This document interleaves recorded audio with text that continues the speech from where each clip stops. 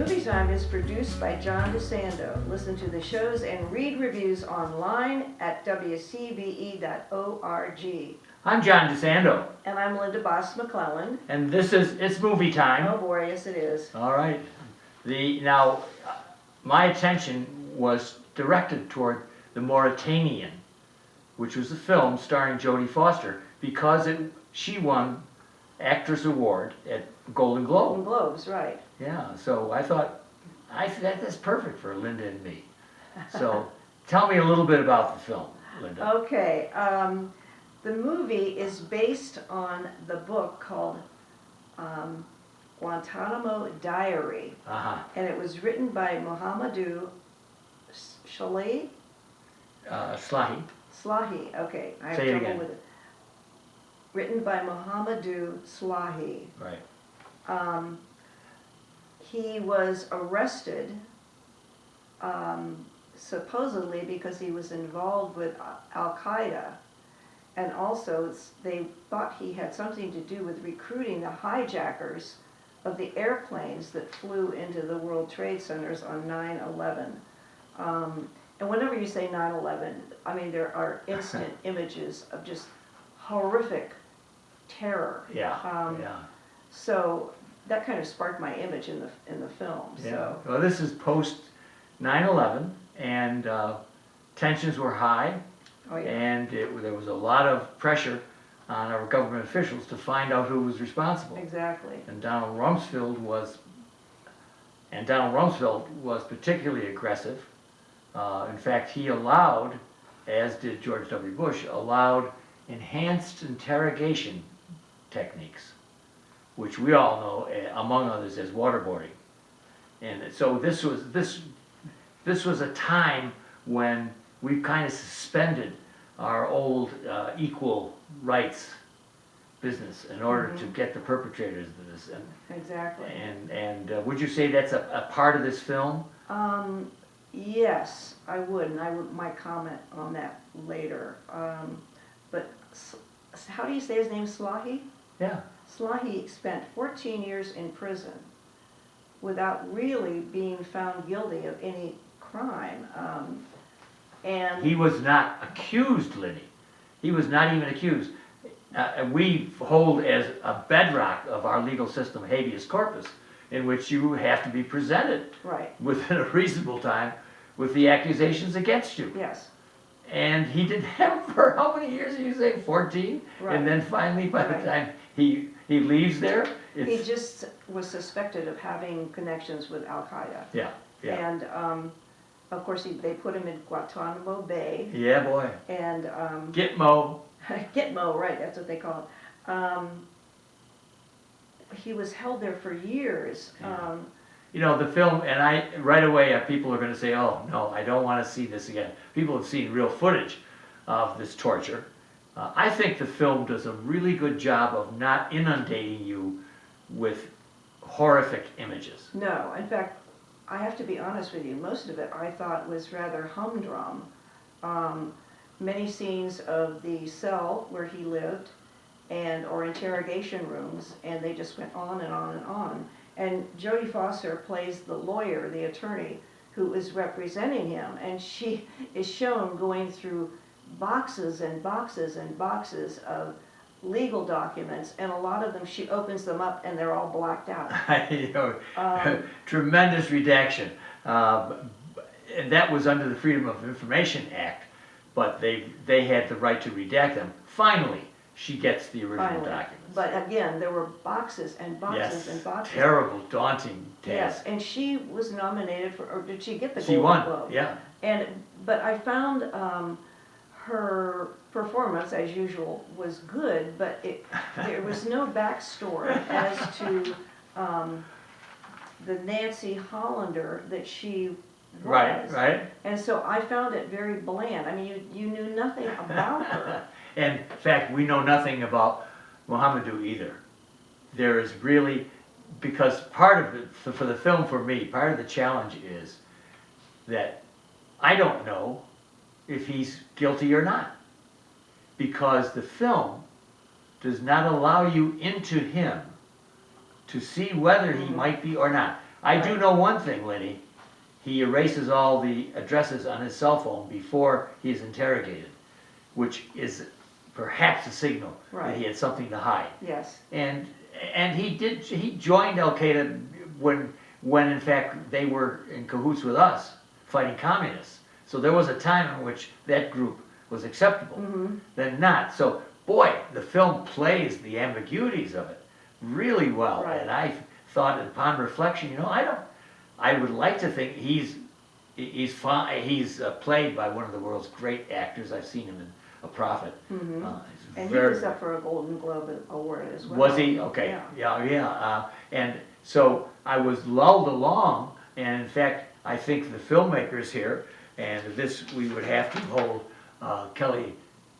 we would have to hold Kevin MacDonald responsible, who did The Last King of Scotland, which I liked, for playing it kind of crafty, I thought. Where is your sympathy toward the end? Where is yours? Towards him, because Jodie Foster playing his lawyer, she, I think, recognizes, and I'm not sure why, that he is innocent, that he really was not involved in involving these hijackers and everything. And she gets him to trust her. And even though, like I said, the conversations and the questioning is very, very humdrum, you can sense that she really believes that he is innocent of this. Yeah, but I don't believe she ever says that. I don't believe. Certainly, Terry Duncan, her co-counsel, believes that he is innocent. Yes. But I'm not sure that Foster does, so that's interesting that you bring that up. I know, I really felt that she just truly, truly believed that he was innocent. Well, she's just a hardcore lawyer, just the facts. I mean, for her, it's not what she feels about him, but what she can prove about him that makes the difference, which is the interesting procedural part of this. I have to agree with you. It goes maybe a little bit too long. Oh, yes. And there is actually, you almost want to see more of the torture, more inside, because of the procedural. All those boxes you're talking about. Oh, my golly. There were hundreds of them. And it's nice to see Benedict Cumberbatch. Cumberbatch plays the prosecuting attorney, and it happens that his closest friend was killed in one of the airplanes that crashes into the World Trade Centers. So he has a personal attachment to this. And I know my daughter Courtney, her roommate. That's right. That's exactly had her throat slashed as one of the flight attendants, maybe the first one. Right. So there's a lot of emotion involved in this, and for Cumberbatch, he's an idealist as it is. Yes, but you can feel him becoming disillusioned with the trial and the proceedings, and it shows him in church, and you don't hear what he says, but you can see what he's thinking. It's like, I'm not sure this is the right course of action. Yeah, and again, I have to give Kevin MacDonald, the director, real credit for this, without overplaying it on either end. I think we gradually get the idea that Cumberbatch's character, is beginning to see, and what he's beginning to see is that his own guy, he's a colonel, his own government is manipulating. Right. And they are. Exactly. Yeah, and my goodness, when he sees, after they read the unredacted notes from that in all those boxes, he sees how this man was tortured. Exactly. Days on end. It was just, there were flashbacks that you could see the drama that was introduced into the film by these horrific scenes of him being tortured. And I guess most of the prisoners at Guantanamo Bay were being tortured and confessing to crimes that they really did not commit. No, and he does. In fact, one of the challenges that Foster's character faces, and Duncan, is that he has confessed, signed his own confessions. But it becomes clear to her, as it does to Cumberbatch's character, that he was tortured, that anybody would sign that, given the kind of torture, including threatening to bring his mother in, to have her raped by inmates, and terrible. it made me, I won't say that. Yeah. I was totally disgusted by some of the things that were going on there that involved the military, and I Yeah. have military in my And family. down from our president. It was, Yeah, it was, oh my God. and I understand because I lived through it, and you and I lived through it, the pressure Mhm. to get the people who were responsible. Right, I He mean- even had a connection with Osama bin Laden. There are things, and that's what I'm pointing, Lindy, that I really enjoyed about this film. The suggestions that he may be guilty, but never knowing for sure. But see, I got the message pretty early on that he was innocent. Oh, that's the filmmakers, yes. Okay. But from what little pieces I was getting from it, he had connections. Now, whether he did anything, the man who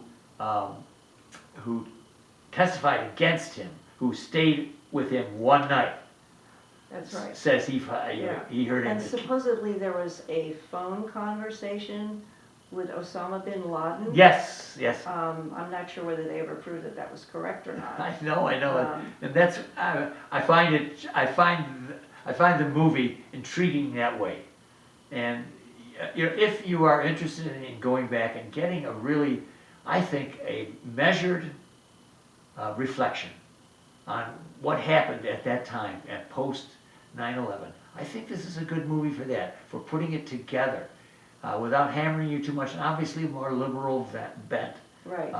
And to see Jodie Foster's performance, which is boilerplate Jodie Foster, cold, smart, Very cold, right? Yes, she's really good. But there really is no closure to these issues, which is true, because none of them have been really resolved, Yeah, even to this day. I think- And it led to us being in a war in Iraq and Afghanistan, and so none of these things have been resolved.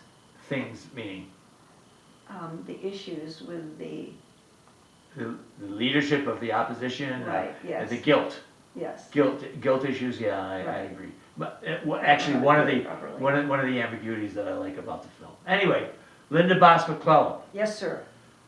The film is The Mauritanian. What grade do you award it? Because I was slightly bored during long dissertations, that sometimes I really didn't understand where it was going. I'll give it a C. Okay, that is fine, and I'm going to give it a B. Okay. I enjoy procedurals. It's not A Few Good Men with Jack No. Nicholson. It does No. not have that flamboyance, but Uh-uh. it does have an historical perspective and an ambiguity that is fitting for me that I like. Anyway, Yes. it's currently playing in Amazon Prime and in theaters.